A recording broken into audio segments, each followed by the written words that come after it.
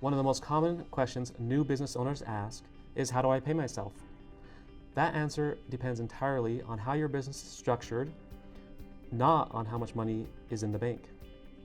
For many small business owners, paying yourself does not mean running payroll. In most cases, you're simply transferring money from your business bank account to your personal account. The key is understanding what that transfer represents for tax purposes. If you're a sole proprietor or single member LLC, you do not need to pay yourself a salary. Instead, you take what's called an owner's draw. You transfer money from your business bank account to your personal bank account. That money is not a business expense. You're taxed on the profit in the business, not the amount you take out. You can take owner's draws monthly, weekly, or as needed, as long as the business has the cash.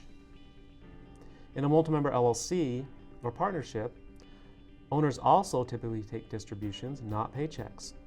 Distributions are based on your ownership or the operating agreement. They are not wages. You're taxed on your share of the profit, even if you leave cash in the business. S-corps are where things change. If you own and work in an S-corp, you must pay yourself a reasonable salary through payroll. This salary is subject to payroll tax. Additional profits can be taken as distributions. This structure is popular because it can reduce your self-employment tax, but only if you set it up correctly. Lastly, in C corporations, owners who work in the business are typically paid as an employee through payroll. Profits may also be paid out as dividends, but those are taxed separately.